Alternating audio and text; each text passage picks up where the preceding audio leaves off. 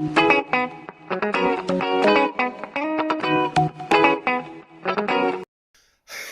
visuals, and welcome back to the Visual Guyz podcast with me, Daniel from the Visual Guyz. And there is no Chris, there is no Rebecca. It's a solo one this week. I'm on the squeaky chair. If you hear a squeak every now and then, it's because I'm on the Squeakosaurus fucking Rex. No, Chris has just recently got his jabby jab. He's become a crackhead. No, he hasn't. He's just got his jab, and he says he's feeling a bit under the weather. So it's just me and Rebecca's waddled herself to work because she's broke. Well, she hasn't physically broke her back. She's done something to her mouth. Something's happened to Rebecca. So you just got me, the occasional dog coming in and out, and the squeaky chair. But this is the review for episode 5 of The Falcon and the Winter Soldier. Spoiler heavy, of course. We're going to try, well, I'm going to try on my own with my fucked up voice. I've got a fucked up voice because Newcastle won yesterday against West Ham. They left it late as well. 2-0 up, 2-2, then 3-2. So I'm pretty much fucked. But yes, visuals. Shut the door, get the dog out. If you can handle listening to me ramble on for a bit, then we're all right. I won't make them too long. I try to tend to keep the solo ones down to a minimum if possible, because like I say, I just ramble on about shit.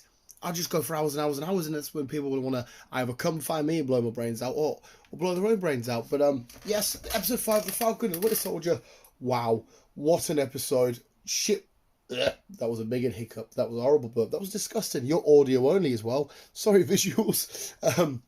Well, I will quickly point out, this will not be on Spotify. I needed Chris's phone. We need to both be recording one Spotify, one YouTube podcast. So we'll only get this on YouTube this week. And then hopefully back to regular programming as of next week. So just a nice short couple of podcasts this week, because the entertainment news will also be just moi.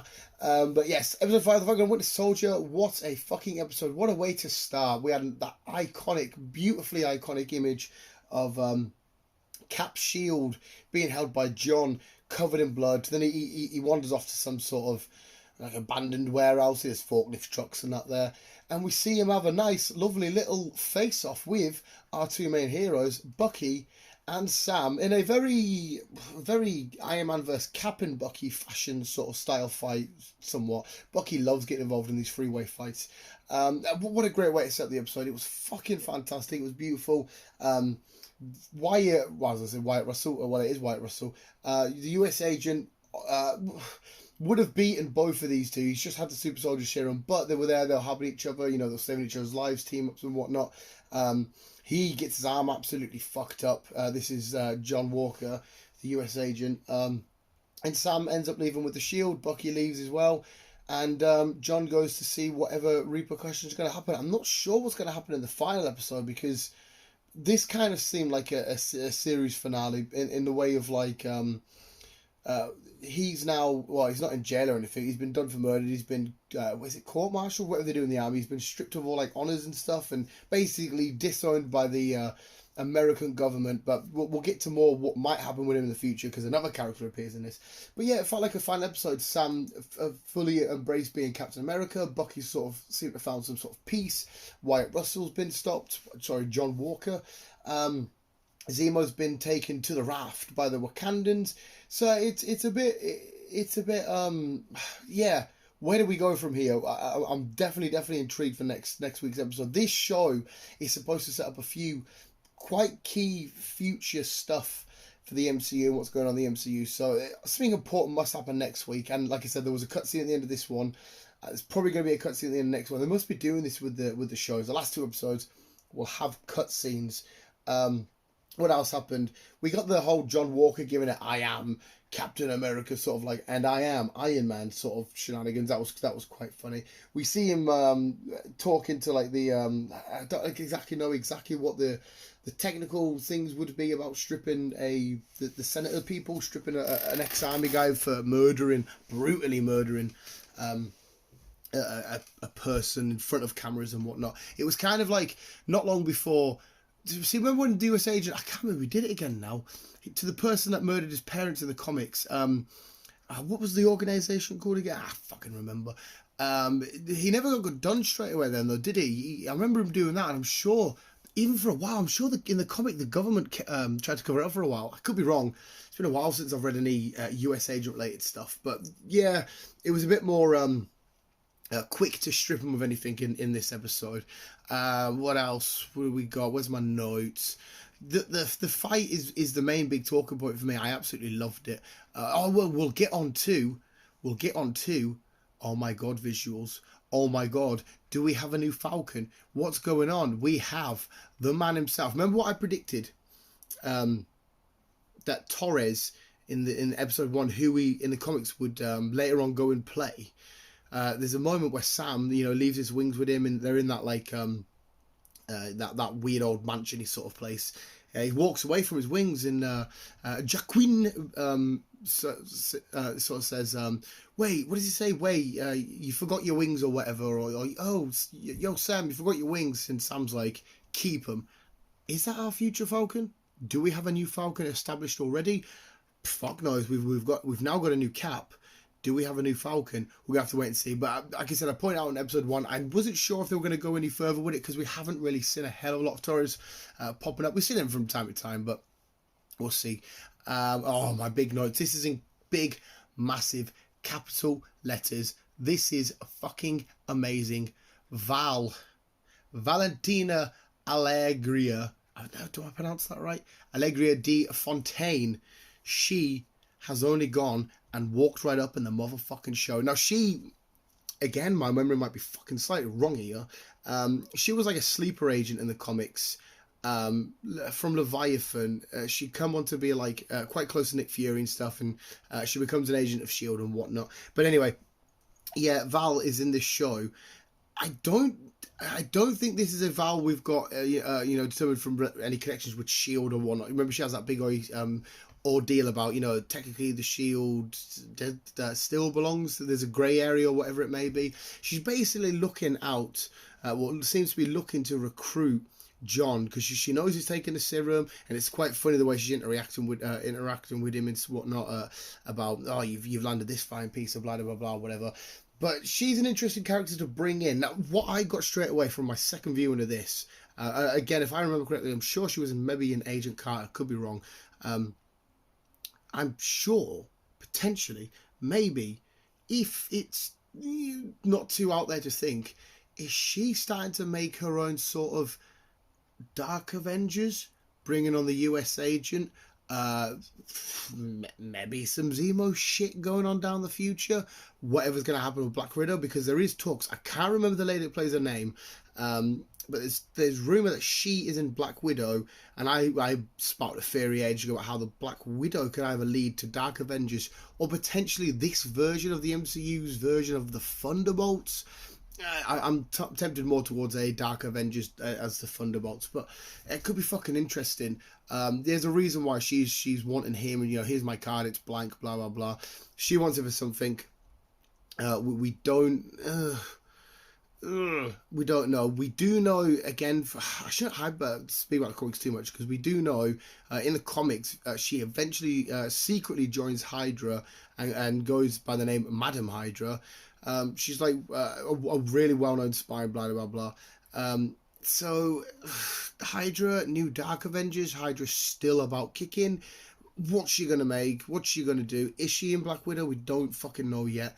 But this is definitely a team build of some sort. So my money is on Dark Avengers. We'll see what happens though, and the Dark Avengers will now have their Captain America, if you will. But honestly, yeah, there's also, because obviously we're so close to Sam Jackson's show, the Nick Fury show. Maybe that's a lead on to that. We don't know where it's going to go at the minute. I'm so excited. Like I said, money's still on Dark Avengers, and she's slowly going to sort of somehow recruit a bad version of the Avengers. I mean, Taskmaster could still be alive at the end of Black Widow. She could recruit Taskmaster. Zemo, it's quite cool where they're in the little room thing, and Bucky knows, like, sounds like, oh, you have to get Zemo. He knows where he's going to be. He's at the statue, like the Memorial for Sokovia. He knows he's going to be there straight away. He goes and meets him. It looks like he's going to shoot him. Shows that the bullets are there. But who pops up? None other than the Wakandans themselves. Yeah, the Wakandans are taking him to the rafter. The Dora Milaje. Dora Milaje. Ayo. We'll stick with her because she's the badass one. Ayo rocks up. She says blah blah blah. Bucky says, "Have you got though? Have you got what? Can I have one more favor for you?" I'm not 100% sure what that favor might be, but shall we get the turn in a second? We'll lay it down the notes. We'll get to what that favor might be in a second. It's further down the notes. But then obviously we cut to the Falcon. He goes to meet Mr. Bradley, the old gentleman, the old Captain America. Well, not your Captain America, but he's a super soldier, isn't he? Isaiah talks about, he goes to meet Isaiah, and Isaiah basically talks about how it's all racist and stuff. There's a very, very, very, very massive message in this particular episode about race, and about how Isaiah hates all, waving the flag for the white man. That shield, represents everything. If you're a black man, you shouldn't want to have the shield. But Sam seems to obviously have a different approach on it. He's like, well, no, things have changed, times have changed. Isaiah talks about how horribly mistreated he's been. Obviously, they tell his wife at the time that when he was in jail that he had died. She sent him his letters. They wouldn't give him the letters, so his wife dies all alone and stuff.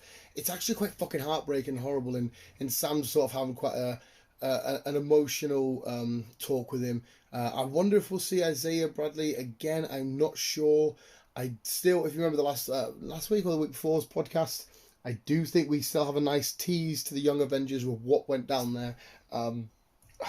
Hopefully, the Young Avengers. I think that's been on the cards for a while anyway. It's coming, but it was quite nice to see that and speculate on the sort of talking points of what happened in the Red, White, and Black mini-series with Isaiah and all that shenanigans. But I don't know if they're going to continue with this character. I don't know if it's still something they're going to, a part of the MCU or the part of Marvel's history that they're going to continue to tackle. I don't know. Who knows? We'll see. What happened to Sharon in this? I've got Sharon written down.